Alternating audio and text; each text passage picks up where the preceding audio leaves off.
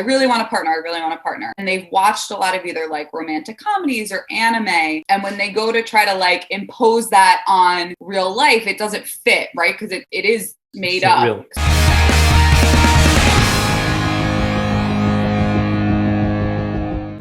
Hey guys, so today I am interviewing. I have a guest, obviously, on these podcast shows, these Saturday Lives. I'm really enjoying these, actually. So yeah, give a thumbs up if you're enjoying this type of kind of podcast episodes that I'm doing. They're really fun, and I get to have awesome people on, like Dr. Ali. And so this is Dr. Ali. This is my friend.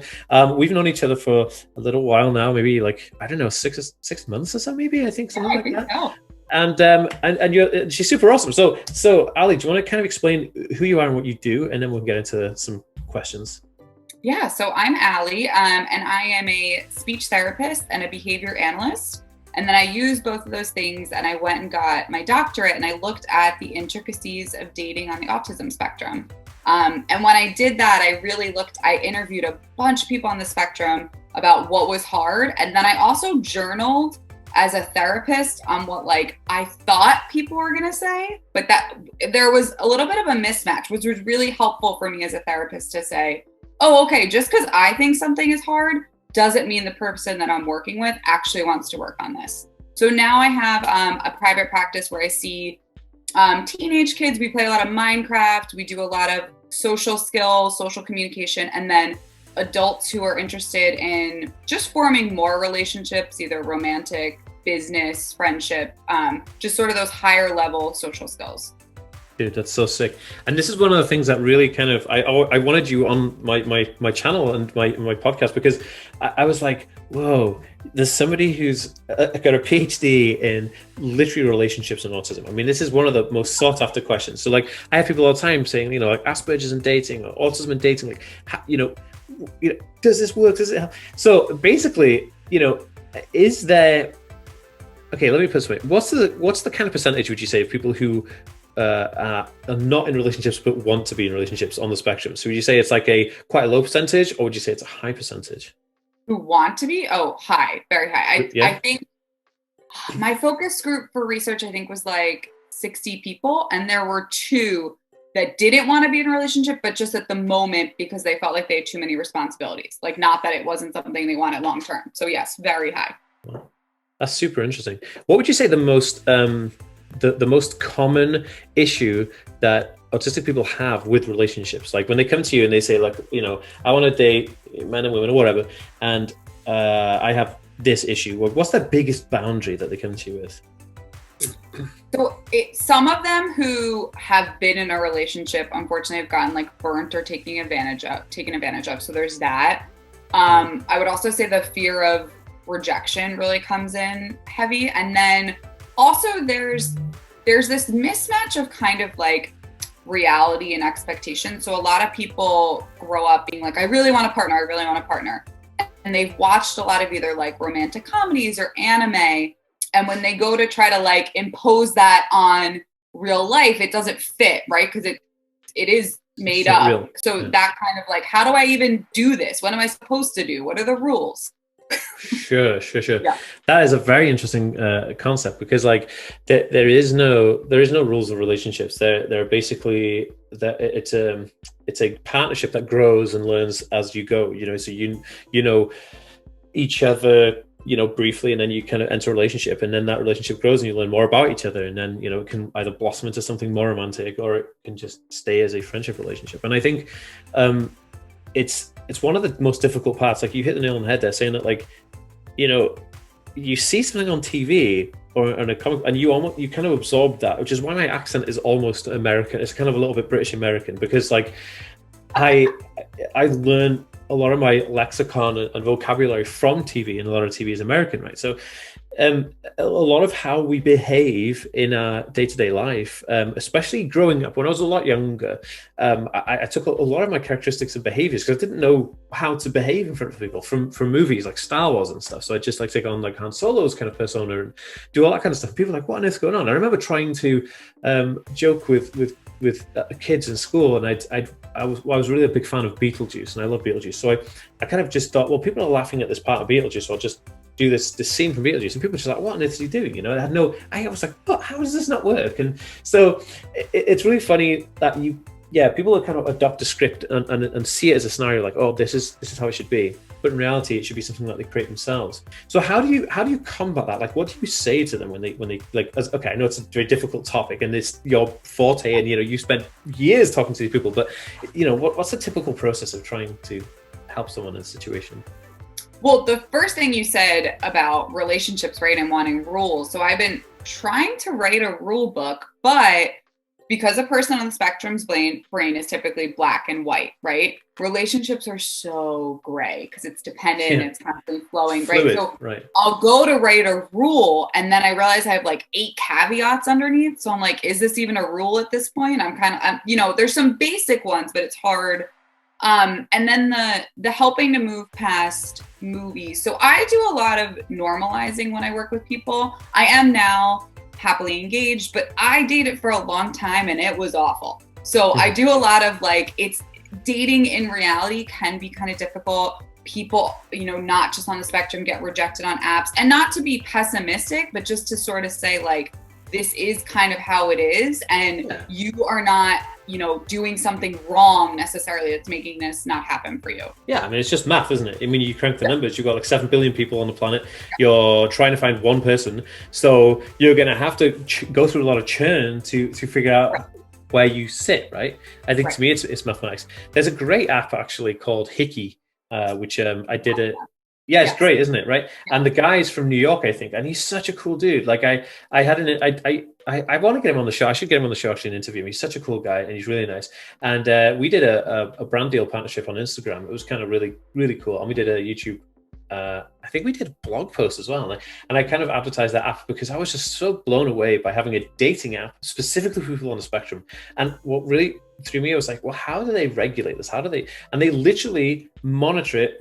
They have some guy that sits there and his sole purpose is to make sure everyone's genuine and nobody's taken advantage of. It's crazy. But I think it's another thing that a lot of apps have an issue with, especially when they grow to large sizes. Like, how do you moderate that many individuals on an app? You'd have a team for everyone who joins. You have like one person for every 10 members. It's nuts. But I think that app's really good. And it's a good insight to people who are feeling the same. That's what I found about it. Like, you'll have someone on the spectrum and another person on the spectrum, and they're looking for people, and it kind of matches up. And then you can talk about like you're both shy, or there is light in that. But what's funny about this is they are actually working with Love on the Spectrum season 2, which is cool.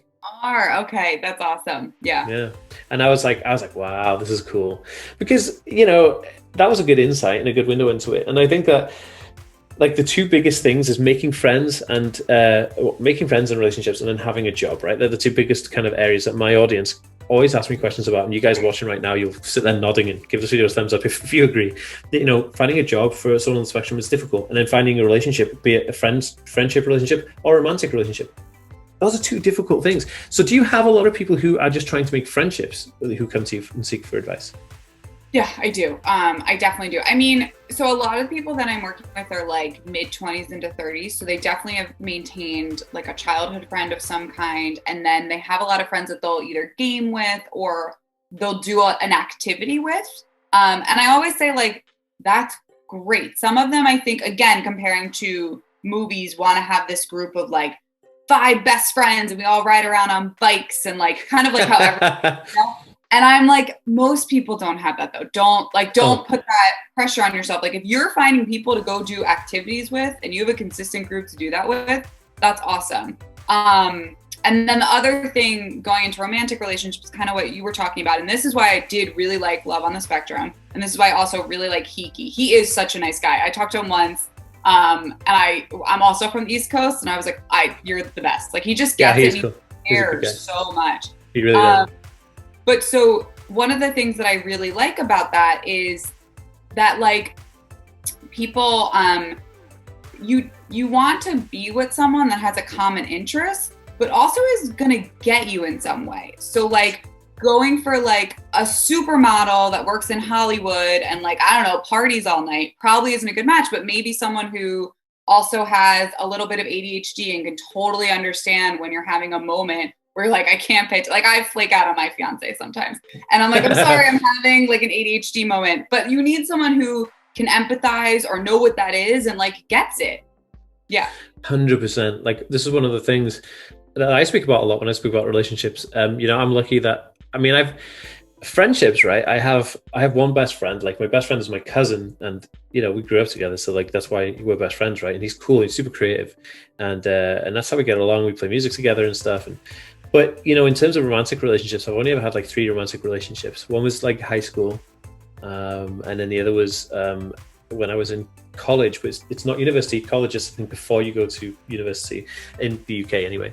And then when I started working, and then I in the relationship I'm in now, you know, and the lucky thing is I'm Naomi, who I'm with now. She has a first honors degree in childhood studies and development and autism.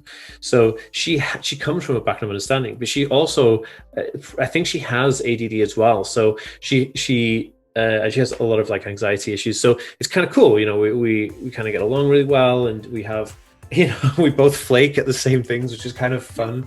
And that's how we get along. I think that, you know, the reasons that those other relationships I was in didn't work out was because they didn't understand, you know, they didn't have that kind of interest. And you're absolutely right. The caliber of person you should go for, you have to think logically. Like you can't be going after somebody who, is going to be, you know, going to parties and like doing crazy stuff all the time, because they're just, that's not your lifestyle. You know, you got to find something that fits your lifestyle. And that's what you know, the people who have been in a relationship, maybe been like burnt, I noticed a big pattern of trying to adjust to their partner's lifestyle or their partner's need, and the partner maybe have been even asking too much, right? Whereas a person on the spectrum thrives on their schedule and knowing what's expected, and once that starts to get thrown continuously, that's not, you know, it's not a good feeling. Yeah, no, 100%. I mean, yeah, I've had, oh goodness me, I was kind of dating a girl before I met Naomi, just before I met Naomi, and she was kind of like that person, you know, she go out with all her work friends, and then, you know, she'd drink wine and do all this stuff, and like to go to dinner parties. That is not my scene. Like that is not me at all. So that just did not work. It just fell apart straight away.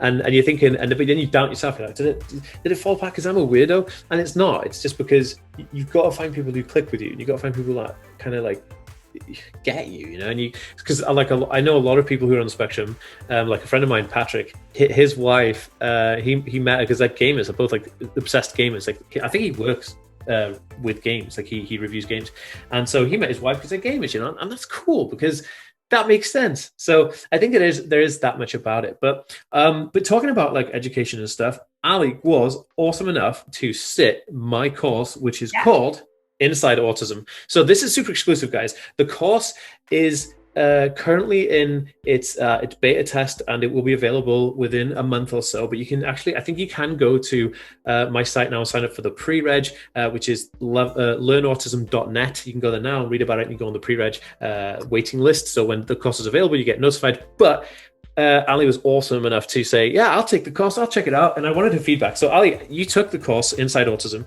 So from your perspective, like what would you say if someone said to you, like, well, what's the course about? What would you say to them? I mean, so to me, it was talking about autism from a person with autism. Like there were times where you were saying things where I'm like, oh yeah, I teach that, but you just said it so much easier to break down. Like you talk about it in a very simple but effective way. Like the way that you bring up, you talk about sensory diet, right? And making sure that your sensory system is in line. You know, I've heard an occupational therapist talk about that, and I get it, and I think it's amazing.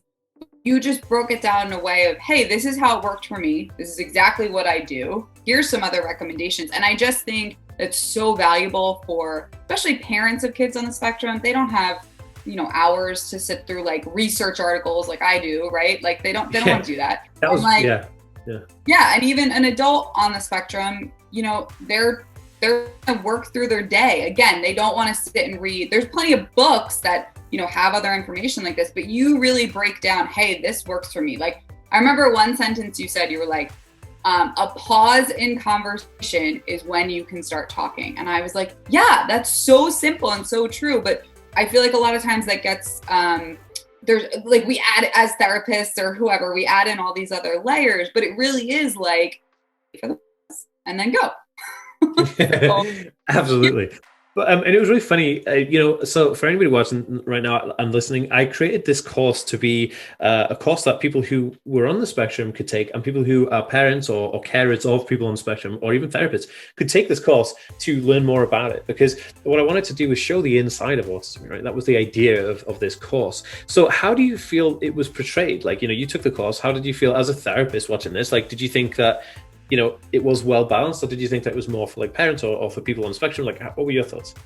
No, you and I had talked off camera, and I did say, like, you beautifully talked to 3 audiences, which I think is really hard to do, to be talking to parents, people on the spectrum, and therapists. So as a therapist, again, I got a doctorate in this, right? So I tout myself as being pretty well versed. Yeah. But when you sort of go over concepts that I already talk about, but again, in a much more manageable way, was so helpful. Like, I've been implementing it now into what I'm doing with the people I work with, and it's clicking better. So I think even for therapists, it's a really nice add-on to probably what they're already doing. Dude, that's crazy good to know.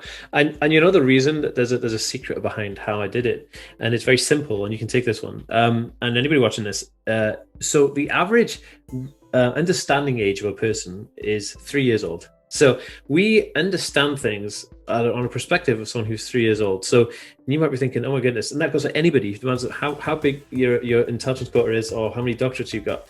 And it's simply this: when you read like news headlines and stuff like that, it says like man dies in car. It doesn't tell you much more than that, right? But that's like a child's book, like a 3-year-old's book, right? Would say that. But that's how we as a society digest information, because it's easier to understand. So when I was making this course, I was like, I have to explain this so anybody can get it and say, oh yeah, I understand the information. Because when you start layering on complex like notions and characteristics, then you go, oh yeah, I'm lost already, It becomes this like encyclopedia or something. And I think that's a lot. I've seen a lot of autism kind of related courses that are a little bit smaller than mine, and they just overcomplicate things, and they go through references and they show screenshots of like journals. And I'm thinking, what? Nobody cares about this stuff. They just want to be able to go, can I take this into practical advice and can I use it? So that was my question. Would you say that the course gives you practical advice? Yeah, like I here just like 1 sentence things that I've been applying. So yes, like everything was it's actionable. Like, you explain it and then you're like, here is something you can directly do to now use this. So yeah. Cool. Extremely valuable. Excellent. So so here's another thing. How I know a lot of people when I say like, oh, I've launched the course, people say like, oh, I'm not very technically minded. How easy did you find apart from the fact that we had a bit of issues getting your account set up because it was a beta test, but in terms of once we had your account set up, how easy did you find the flow of the actual tech of the course? Extremely easy. And I am not technically minded. I actually work with someone on the spectrum, and he does all of my tech and all of my thing, because I can't. So yeah. Okay, good. That was one of my biggest concerns. I didn't want parents and grandparents to think like, oh my goodness, I can literally go on Facebook on my iPad or go on YouTube and watch dance videos, but I wouldn't be able to use this. But I tried to make it as super easy as possible, like tech friendly, and like you just literally sign up. And so if you were to sum it up, like, what parts were the most kind of like mind-blowing parts, like those parts in that you thought were like really valuable? Because what I tried to do was put stuff in this course that people don't even talk about. People are not even talking about this stuff, right? And so I just wanted to know, did you have something that you learned from this that you think like, holy smokes, I've got a PhD and I didn't even know this? So I think, sorry, I want to make a joke. This keeps reminding me of like a Blue's Clues, like my handy dandy blue notebook.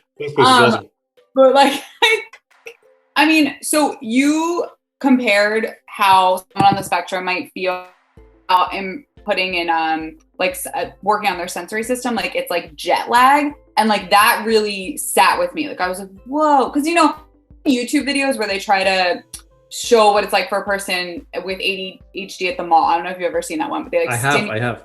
But that to me, like jet lag's awful. So like to that was just such a good comparison. And then you also talked about, and I think this is so I'll say add value to the conversation. And you said it's important to be helpful. Again, that's just a much easier way of saying, like, people want to be around people that are going to help them or that are adding something that they're interested in, right? As opposed to maybe just talking about straight facts. If you can, and you also were saying that's a really nice way to even start a conversation with someone, like, oh, I can pick that up for you, or let me help you with that. It's just a nice opening. And again, I think that's a strategy that, to me, I was kind of like, oh yeah, duh, but I'm not teaching it. So, yeah.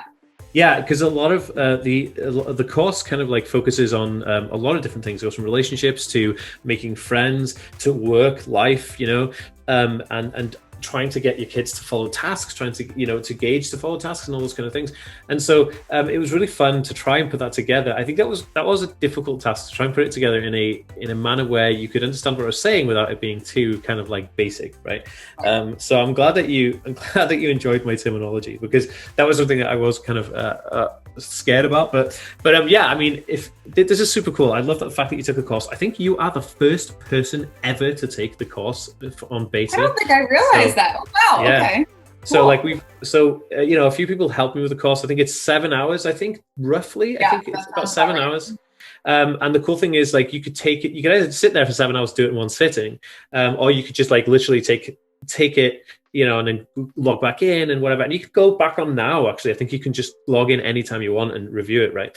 But there was also some download documents. Did you get those as well? I think there were some downloads that go with it. Some yeah, and I'm trying to remember right now. I know one of them was a letter to be able to ask for accommodation in some way, which again, super helpful. You did also talk about this too, just the advocacy component that needs to come with on the spectrum, or as a parent, ways that you can advocate. Yeah, that was very helpful. I actually have shared that with a few of the people I work with as well. That's awesome. Yeah. Because one of the things, like, I feel like a lot of this is the reason I started the course, right? And it's because I have so many parents come to me in desperation, and they're like, I need some help. And then you say to them, okay, you need to do all these things. And they say, oh my gosh, I'm trying to look after this kid. I'm trying to run a house. I have like 2 jobs. I'm also putting myself through college. Like, how do I even begin to just do all these things? So I say, okay, well, look, I've done it. I've done it all for you. I've made the templates that you just fill in the blanks and send it into the school or whatever. And that was kind of one of the main aims, is I wanted to do all of the work. And like you said, like reading all those books, sitting through all those bloody lectures and getting all that stuff together, put it into a course and say, okay, look, I've extracted the stuff that's actually useful. Here you go, take it. And I hope that kind of came across. Yes, actually, I know what you did do, and I didn't realize it till now. So like, when I'm presenting or I'm talking or whatever, it's from a speech brain. It's from that like social communication brain. What you did was holistically talk about, hey, these are all the parts of a person with autism that are going to be affected. This is how I would address each of them. I don't know if that really exists. There's a lot of like high level, this is what autism is, but then normally a specialist talks about their thing. Yeah. Yeah. And this is another thing. I don't know of any other autistic people who are running courses from autistic people. Like, all of the courses I've come across have been therapists, and it's like, well, how and this is one of the things that if you have a therapist telling you something about somebody that they don't have a condition of, it's a bit weird, isn't it? It's like a guy telling a woman, like a man telling a woman all about the woman's female reproductive system and telling them all about the menstrual cycles. You're thinking, well, yeah, mate, it'd be better come from a woman because she lives it day in, day out. So it's kind of like that, I found this huge issue where there was no autistic people putting this stuff out, and I was like, I've got to do it because the parents are just literally begging for this. So if anybody is interested and you want to be on that pre-launch list, you can go to learnautism.net right now, and you can download the free PDF book that I give away, and then you can get yourself on the registration list. And when the webinar is available and stuff like that, you can get onto the webinar, because the first part of the course, the part that you didn't have access to, Ali, is I do the first part of the course is free. We do like a 3 kind of 3 issues or 3 ways to improve life for people on the autism spectrum, or for parents on the autism spectrum, right? And so I do that class for free. It's like a webinar, and so that is available. I'll send you a link for that, because then you can get into that and watch that as well, because I think you'll find that value in it. But I gave you straight into the juicy goods, and I gave you access to the course straight away. So but yeah, if anybody's interested in that, leave a comment as well, or send me an email if you can't find the website or anything like that. Ali, it's been super awesome. How do people find you if they want to talk to you more about stuff and what you do? Yeah, thank you. So I am on Ali Arena Communications. That's my website. Or my Instagram is Connecting with Ali, and it's ALI for Ali. Yeah. Cool. So connecting with Ali, awesome. I'll try and leave a link. If you can text me your, socials and stuff like that, I'll put them into the description of this video as well, so people can get into there. But yeah, this was super fun. Anybody listening on the podcast, I will try and leave it in the show notes. So if you go to whichever app you're using, listen to the show notes, there should be some hyperlinks in there. If not, everything will be on TheAspieWorld.com, because this will be turned into a blog as well. And in terms of the course, you can definitely go to learnautism.net and check that out. Ali, thank you so much for coming on today. Yeah, thank you so much.